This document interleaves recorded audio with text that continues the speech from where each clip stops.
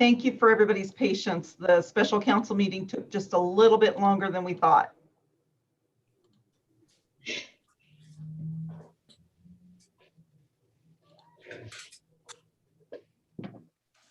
Okay, you're ready to go. All right, should we wait for Greg or shall we proceed? Go ahead, Brian, you can begin. All right, so I now call to order the 402nd regular meeting of the City of College Place Planning Commission. Will the clerk please take the roll?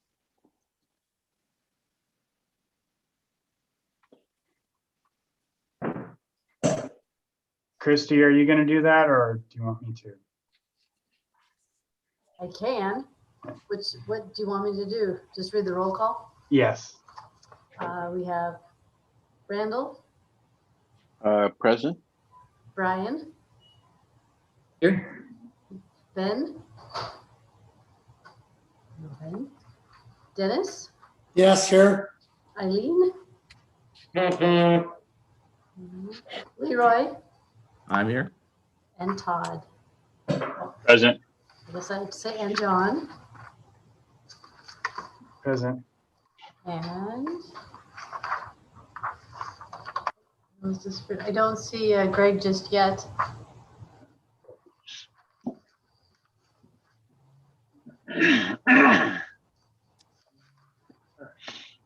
Are there any others with us this evening?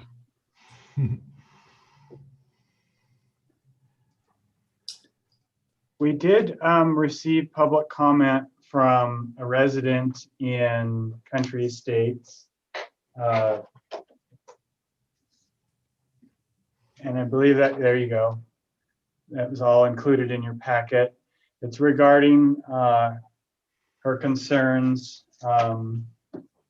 It is from Elizabeth Brochu, and she has concerns about the possibility of manufactured home parks being redeveloped if they're not protected by exclusive zoning.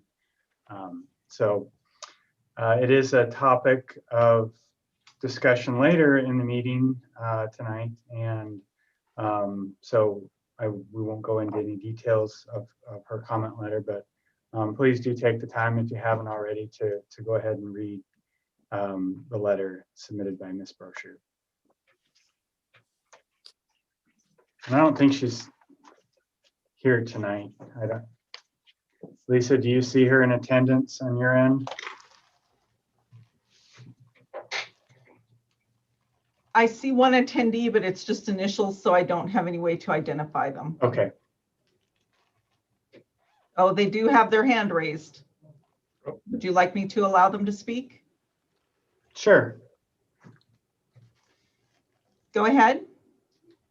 Hi, everybody. This is R.L. McFarland. I just wanted to clarify that it's me, and I'm just standing in. I'm with the Affordable Housing group in Walla Walla, and I was just interested to follow along tonight. I'm also on the Walla Walla County Planning Commission, so thanks for letting me sit in.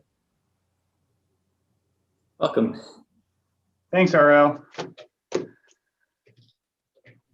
Good. I think next up is our consent agenda. Maybe we could bring that up on the screen.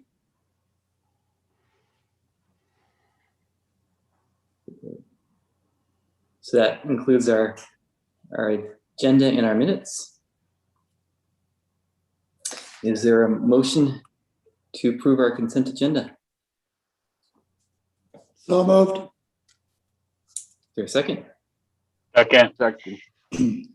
Any discussion?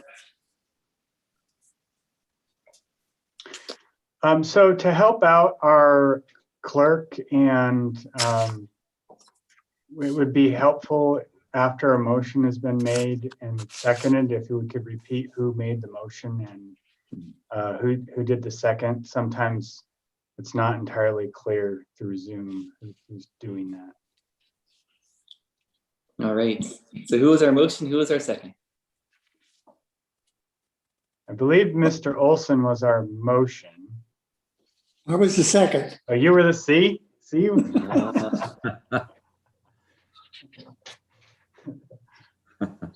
Okay, so who made the motion?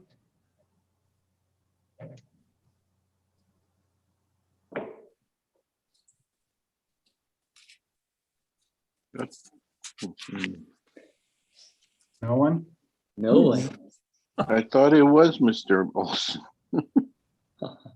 Well, should we call for a new motion and just have that individual identify themselves? So this is Randall Brennis, and I move that we accept the consent agenda and approve the minutes from the last meeting. That Thank was you. perfect, Randall. And this is Dennis Olson, and I agree. Like, second. Thank you. Thank you. Is there any further discussion? All right. Well, hearing none, then all in favor, please say aye. Aye. Aye. Any opposed? All right, the motion passes unanimously. On next to our regular agenda. I think the first item on our regular agenda is from the Community Council on affordable housing. And John, will you lead us through this? Yeah, so it looks like Greg jumped back in. So every year we advertise for amendments to our comprehensive plan. That closed at the end of last month in April on the 30th, I believe. And we did receive an application from Community Council. And so Greg is going to just give us an introductory on this. We're not asking you to make any decisions tonight. We have a lot of work ahead of us. Greg's going to be pouring into the RCWs and looking at other jurisdictions and looking at the work that has already been done here regionally, and then bringing information back to you. So and we also have, I think Rachel Elfinbine is on the line tonight, and I think first what we'll do is just let Greg kind of introduce the application to the Planning Commission members, and then after Greg gets finished with that, then I think if Rachel has anything to add, that we would like her to go ahead and to feel free to speak. So with that, Greg? Great. Thank you, John. Mr. Chair and members of the Planning Commission. Once again, for the record, my name is Greg Dorn. And as John said, the city advertised and has received a requested amendment to the city's comprehensive plan. And what I'd like to do is introduce what the request is, and then we'll provide you with an opportunity to review the supporting materials that was provided with the request, and we will do then some additional research and create an opportunity at your future meetings for discussion and analysis of the request. Just to go over the process first before we get into the specifics of the requested amendment. You may recall from your previous meetings and discussions, the Growth Management Act provides that a city can amend its comprehensive plan no more frequently than once a year. In other words, once a year. And so there is some kind of coordination of effort required so that if and when the city takes action on any proposed amendments, that is with the knowledge that at that point, no further amendments can be considered for the rest of that year and would have to be held over to a future year. So the city once a year solicits proposals. The city may include into that pool, also known as a potential docket, other items that to amend the comprehensive plan. Those are a determination is made on which ones are going to be evaluated, and then the Planning Commission is the chief planning advisory entity to the mayor and city council would review and evaluate the proposal. Amendments to a comprehensive plan are distributed to state agencies and other public agencies and are given an opportunity to review and comment, typically concurrently with an opportunity for the public to review and comment. Planning Commission always holds a public hearing before any action is taken on any amendments, and then the Planning Commission concludes your portion of the process by making a formal recommendation to the City Council, and the City Council then considers your recommendation and takes action. Typically, this takes several months to accomplish, and in order to kind of maintain an orderly flow,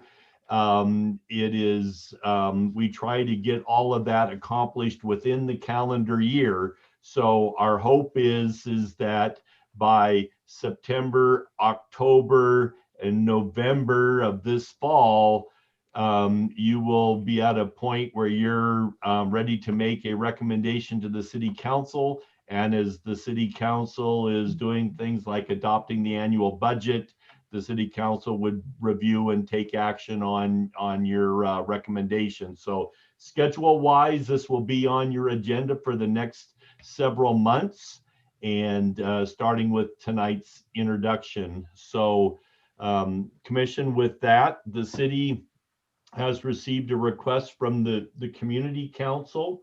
The Community Council, many of you may be aware, has been providing leadership not only in Walla Walla County, but in Columbia County to create a forum for the community as a whole to consider some of the significant challenges that are being faced by so many individuals and families in your community in order to be able to find, safe, sanitary, and affordable housing. And it is particularly the affordable housing component that has, in many, many cities across the state and nation, reached kind of crisis proportions. And so College Place is not alone, and all across the country, communities are considering strategies to maintain or preserve the affordable housing they have, and strategies to promote additional housing choices and opportunities. And the Community Council has taken a leadership role in Walla Walla and Columbia counties as being the forum to assess the needs and to provide a series of recommendations that are being shared with the cities, City of Walla Walla, College Place, and the county and other nonprofit organizations. And so specifically, the city has received a request to adopt 4 amendments to the policies in the city's comprehensive plan, all directed at preserving existing affordable housing opportunities or creating additional affordable housing opportunities. And I want to go through each one of them briefly. John, is the document on the screen or in front of the commission? I have a copy in front of me, but does everybody have a copy that we can kind of collectively review? Which document do you want me to bring up? The Affordable Housing Implementation Task Force Local Policies and Regulations Subcommittee, the proposed amendments. Not the first document, but the second document. This one? That one. Yep. Oh, hang on. It's not going to come up there because it's a PDF, or not a PDF. Let me change my screen share. Hang on. Mm-hmm. Or I have it up on my screen if I can. You can share your screen, absolutely. is there, let me see if I can get over to that, and there it is. And then I should be able to do share screen, go to that and do share. There, is it, do we see it? Yes. Yes. And is it of a large enough size? I was just in a meeting, it was on the screen, and I was talking away. And they said, Greg, it's so small, I can't make out a single letter or word on, on it. So can everybody see it okay? A little larger, I think, might be helpful. That's probably good. Thanks. How's Ian. that? That's good. Thank you. How about, like, can you read tell me the letters of the smallest line you can read, please? We'll determine who needs to have their prescriptions upgraded. Okay, so once again, the community council leadership on housing issues and affordable housing in the two-county area subcommittee on local policies and regulations. They've submitted a request for 4 policy changes. The city's comprehensive plan has a policy calling for the inclusion of low and moderate income housing in larger scale residential developments, subdivisions, multifamily developments, and the like. And the community council has proposed that a more active statement be included, and that the policy focus on providing incentives for the provision of low and moderate income housing and larger scale projects, things that would motivate the project sponsor to include them as opposed to simply just supporting the inclusion. So it is a more active statement and would potentially lead to a discussion and identification of what some incentives might be. Frequently, one incentive that always is or can catch the eye of a project sponsor or a developer is being able to increase the density, the number of units that is being built. Development, and for those of you that have experience in this, you'll be able to speak from your experience, but development has fixed costs associated with it, and anytime you can increase the number of dwelling units, you can spread the fixed cost over a broader base, which in theory should reduce the cost of the housing and therefore provide a more affordable option. And so policy request number 1 is to focus on incentives that would might motivate project sponsors to want to include affordable housing. Density would be one. There may be others that we can look to, and this may be an area where the community council in their research might be able to provide some additional thoughts and resources to the Planning Commission on what some of those incentives or what some of the more meaningful incentives might be. So that's number 1, incentives.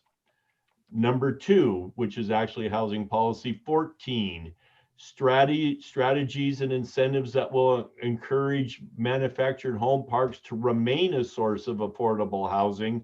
This is something that we had discussed in the past, and we had discussed it from the context of wanting to make sure that property owners and project sponsors had opportunities to continue to provide affordable housing opportunities and not be boxed into a corner, so to speak.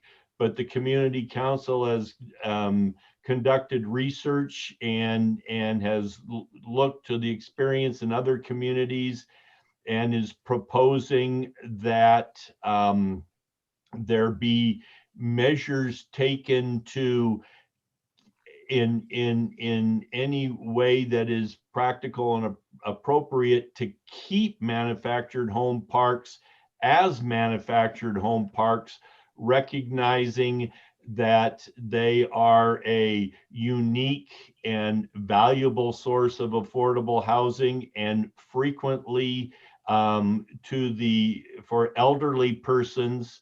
And so the community council's experience is that anything that can be done to help maintain those existing manufactured housing communities in the city would be of benefit. And so that's their second item, and they've identified a number of potential strategies or incentives that the city might want to consider. They may have information and insights from other communities that they might be able to identify additional options or ideas. And so that will be another item to discuss, how best to encourage the existing manufactured home parks to remain a source of affordable housing in the community, recognizing that keeping what you have is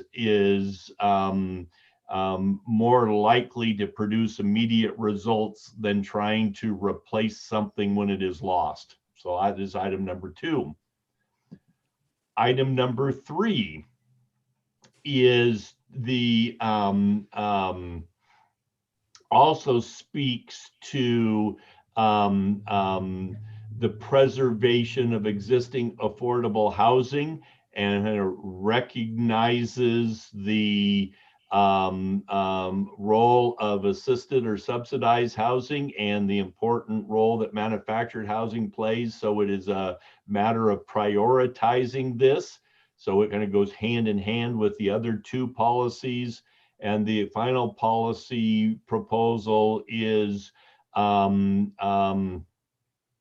to incorporate anti-displacement best practices and other measures to help try to mitigate or avoid lower income, elderly, or otherwise vulnerable members of the community from being in a position where they are without a place to live.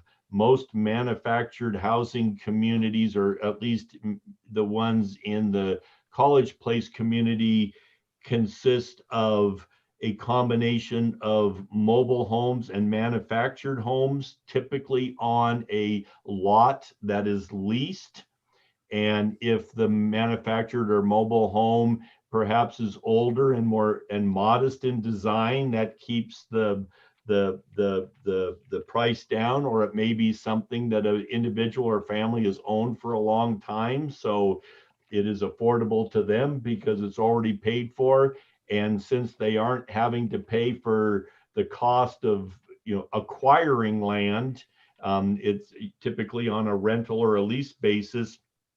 It's a particularly affordable option, but you don't always have the option of being able to pick up your manufactured home or your mobile home and move it someplace else. So your options may be somewhat limited. And the 4th policy speaks to some of the strategies that have been adopted or proposed at a regional level to help avoid displacement. In general terms, I can say that policies of this type that are adopted on a regional basis tend to provide a higher level of protection and more effective results than individual communities acting on their own. And particularly in a case of with College Place in the city of Walla Walla being in such immediate proximity, the coordination of efforts between the city of College Place and Walla Walla would be appropriate. And we can ask the council to speak to that, and we can also provide additional information as you go forward. So you have the benefit of knowing what the city of Walla Walla is considering and vice versa. So that might be helpful as well. So for policy proposals, all directed at the issue of affordable housing with a particular emphasis on preservation of what is in place and further emphasis on manufactured home parks, or I think oftentimes the terminology used is manufactured housing communities. But that's the focus. And the community council has provided excuse me, several reports that we've passed on to you that you'll want to take some time and read to really develop an appreciation for the depth and the complexity of the issue. And some of you may know from your own experience or the experience of family members or friends or members of your church, some of the challenges that housing and affordable housing present. And unfortunately, not all families and individuals have ready access to affordable housing. And I think we can all reflect to a degree on the importance of having a roof over our heads and a safe and sanitary place to live, and without the tremendous stress associated with trying to figure out where how you're going to pay for your next bill or where your next meal is going to come from. So these really strikes to quality of life issues and kind of matters of basic human dignity in many respects. So Commission, I'll stop to see if you have any immediate questions. Otherwise, like I said, we're going to encourage you to spend some time carefully reading and considering all the materials provided by the Community Council. The Community Council may wish to add some comments to my introductory comments tonight. There will certainly be opportunities for you to hear from others with expertise in the field. So commissioners, as you identify questions or if there's areas where you'd like to have information, certainly let us know and we'll make sure you receive that additional information. But I will stop here to see if you have any immediate questions or comments, and before perhaps inviting the Community Council to share some additional thoughts. So, Mr. Chair, are there any questions from you or members of the Commission? Do any commissioners have questions? Commissioner Brennis has I guess a comment. And for me, it would be helpful if, as part of this discussion, if there was examples of other communities where some of these policies have been established, and what the, I guess, success of these policies has been. Great, thank you. So some examples and some success stories, and if there have been, I would suspect, some lessons learned the hard way, you'd want to learn about that as well. That's correct. Great. Excellent suggestion, Commissioner Brennis. Other questions or comments from the commissioners?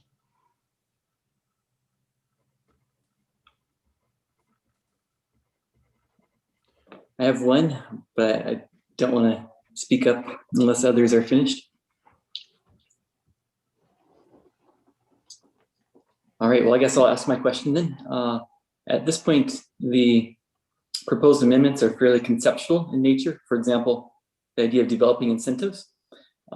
So if you would just briefly talk us through the process of whereby these become more concrete, detailed proposals. Sure. So the these as formatted are similar to some of the policies that are in the comprehensive plan right now, where it's directive to the city and directive to the planning commission, and says that since this is a priority, we're going to allocate resources, and resources is time and money your time and expertise and knowledge and potentially, money if there's additional studies or research that needs to be done. So if these were adopted, for instance, what you would see on your future work program would then be, specific activities around some of these incentives, which would then result in amendments, say, to the city's development regulations.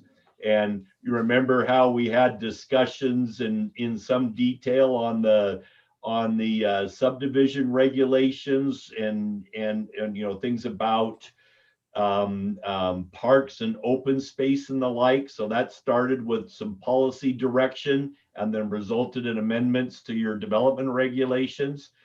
A similar path might occur here, where if this is adopted, then the next step would be to look at specific programs or projects or amendments to the city's development regulations to implement this. So it would be confirming that it's a priority, and then working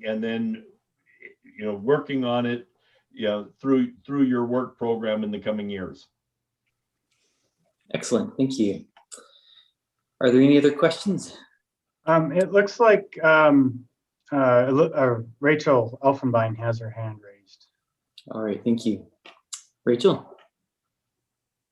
Hi, good evening. Thank you for having me again tonight and allowing me to speak. Once again, I'm Rachel Elfinbine, and I'm the advocacy coordinator with Community Council. So I'm coordinating this local policies and regulations subcommittee, which submitted this proposal to you, which you're considering and looking at tonight. And thank you, Mr. Dorn, for your wonderful summary of our proposals, our set of proposals. I really appreciated it. And I just wanted to say that, we're happy to provide some of that, those examples of existing communities that have adopted similar policies. If you would like, we're happy to provide the information that we do have to the Planning Commission and to the city about other cities that have adopted similar policies. So if you would like us to, we're here to help with that. Excellent, thank you. John, is there anything you would like to add? No, I mean, this is, it's a big project for us, and it likely will take us into fall. I imagine we may miss a few meetings in the summer months as people travel and whatnot, but I expect us to take this into fall. I would really encourage you to download the Affordable Housing Community Council report. It's attached in the board docs, and read through it. It's a really amazing document about our community, our Walla Walla Valley community, and affordable housing issues that every community is struggling with. And then, of course, take some time to read through the memo that was issued on the Walla Walla Housing Action Plan.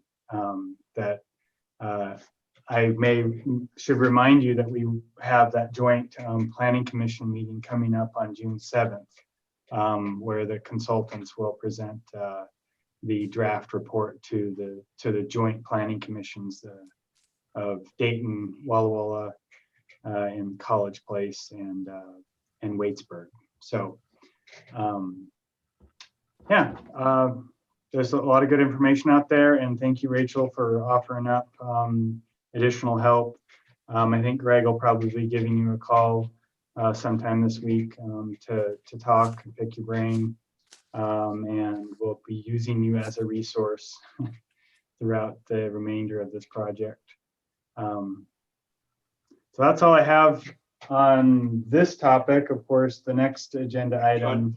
John, if I could just add real quickly, just to the chair and members of the commission, as you read the documents, if questions come to mind, please feel free to send an email to John and say, here's some questions I have, here's some things I'd like to have more information on, and don't hold them all until the next meeting. We'll share your comments with all the commissioners, because odds are, if it's a question one of you has, more than one of you probably have the same question. So we'll share your questions, but you don't have to hold them until next month to raise them. If something comes up and it's fresh in your mind, you can either zap John an email, or if it's like 2:30 or 3 in the morning, just give him a direct call.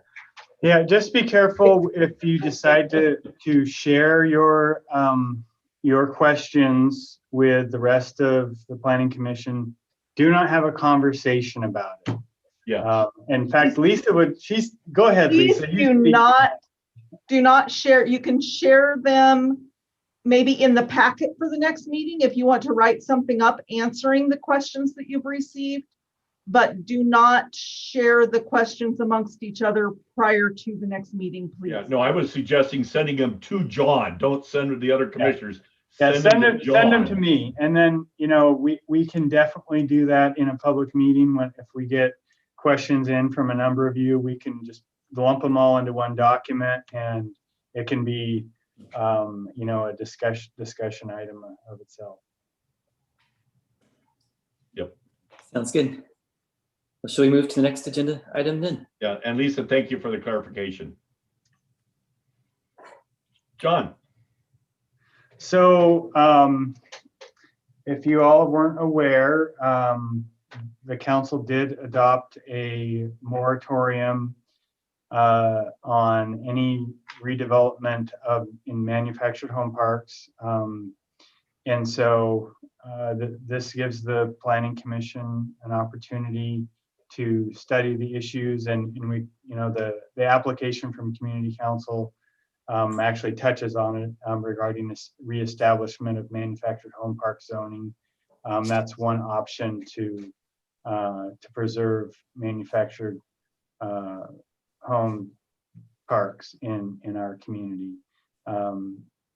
It's a concern. It's definitely a possibility that any one of our parks could be redeveloped if we don't have zoning in place to help preserve that as an affordable housing option in our valley.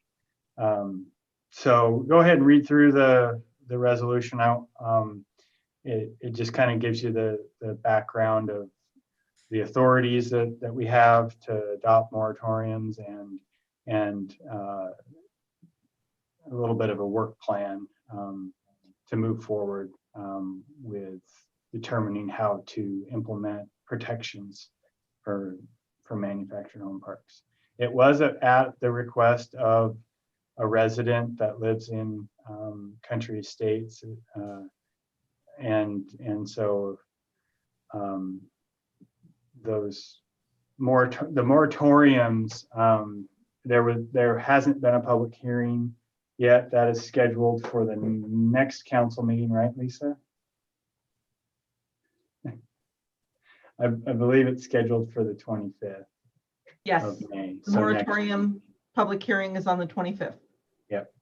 So at that meeting, the public will have an opportunity to speak to the moratorium that's already been implemented. But that's how moratoriums work, because if there is any pending possibility or threat, the council has the ability under Washington state law to take immediate action without taking any public testimony, so that they can stop what may be already moving in that direction. So if you're interested, tune in at the council meeting coming up on the 25th to see if anybody has anything to say about it. There has been a lot of interest from residents. There was an article published in the bulletin that has got some of the residents down there concerned and confused, I think, a little bit, that they think that there's a redevelopment potential taking place right now, and that's not the case. It's we're more concerned about what might happen in the future, a year from now or 2 years from now, or even further down the road. So look, I think this, it ties in wonderfully with Community Council's proposal, and I'm sure we'll be able to come up with a solution that the City Council will be pleased with. Any Great. questions from the commissioners?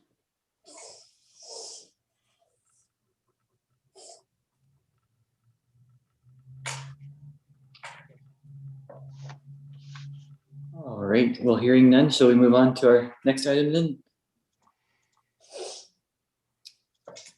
Anything else you'd like to share on this one, John, before we move on to our building permit report?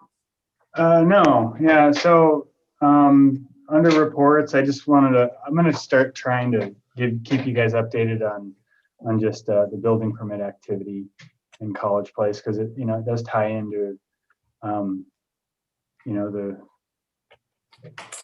the procedures and zoning codes that you've helped develop affect our building in the valley. Our permitting has slowed down. We started off very, very strong. Phase 3E in the homestead development took off right after winter, or during winter. So we've issued all the permits up there in phase 3E. And now we're just kind of some onesie twosies. There's a development on 8th Street that has been active. But we are expecting some larger developments to take place. The homestead development, they have their next phase is, it has I think there's, I want to say around 30 of their wise size units or little cottages. It's their last phase. And so they'll be getting the infrastructure in this summer. We're still in the review of their civil plans right now, and then I expect that they'll be building those this fall, the units. So yeah, I'll just kind of throw those in there, and I won't go into any detail on them. The two reports that are attached, we send our reports off to the Home Builders Association. Each jurisdiction does, and then they compile them. So it's kind of nice to see what our neighbors are doing in regards to building activities. So this one that Lisa just pulled up has a look back for each of the jurisdictions, and then a snapshot of this in this time period. So like you can see that in this time period, we've only issued one single family residential permit. And then the other report it includes all of the various different types of permits that we issue under the building side. So you won't see things like grading permits or SEPAs or site plan applications. These are just permits for either residential or commercial, roofing, mechanical, plumbing, anything that has value for the most part. And so the value, these are always nice numbers to see in these value columns, because this is our these end up being in our assessed valuations. So that helps the revenues in the long run. So that's all I have for that. And then I already put in a plug for the June 7th joint meeting. And I'm not sure if you're going to end up getting a meeting notification through Zoom from me or Lisa, or how that's all going to work out for this joint meeting. But is the meeting like actually a joint, or are we just watching theirs? Because we need to know which way we're which way we're asked to attend? Because I've had that clarification issue in the past. I don't know the answer to that because we're not, what City of Walla Walla is coordinating it.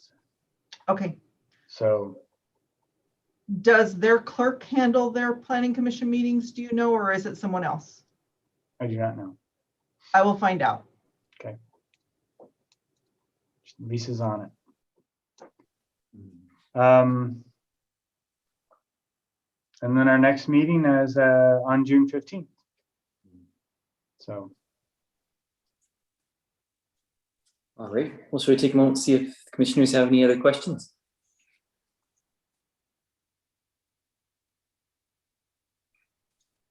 All right. Hearing none, is there any other business for the good of the order? Quiet group this evening. I think then we're ready for a motion to adjourn. Would anyone like to move that we adjourn? I move that we adjourn. Is there a second? Leroy Wagoner. Thank you, Commissioner Wagner. Randall Brenna seconds. All right. If there's no objection, then our meeting's adjourned at 7:53 p.m. thank you, everyone. Have a good evening. Thank you, John. Thank you, Greg. Have a good evening. Nice meeting you. Thank you. Thanks, Good night. Lisa. Bye. Good night.